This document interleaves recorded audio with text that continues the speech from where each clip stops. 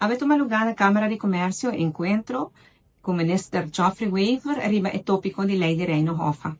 Ayer nós tivemos uma reunião com a Câmara de Comércio do Parlamento, da Comissão Financeira, e a Câmara de Comércio invita todo parlamentário para estar presente ao encontro.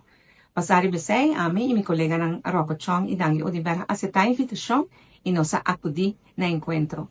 Só tem tempo, nós estamos guardando o ministro não está em fim de show up.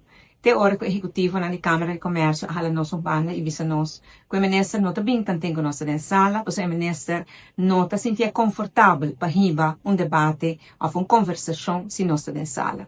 O ministro indica que não quer debate político e me tem que que nós em nenhum momento abai para debate político. Nós quer debate político, pero na sala de parlamento. Nós vai encontro aqui para nos escutar que está viva, se o grêmio comercial, que está na preocupação, que está interesse na quando tem riba terreno aqui, para nos portar em conta com ele de nosso trabalho, para sobre nós representantes do povo, do grêmio comercial também, e como pode ser o trabalho melhor, está escutando que está viva, se o grêmio comercial. Lamentavelmente, o ministro Geoffrey Weaver quita a oportunidade aqui na de nós, mas nós não estamos preocupados, só tem outra oportunidade. Coisa, a ministra mostra sua cara verdadeira, sim. Uma pessoa hobby insegura, de la qual questa papia. Pessoa se bota quer que Hoffa tá assim bom, antes bota defender Hoffa, seja com oposição tem ou oposição não tem.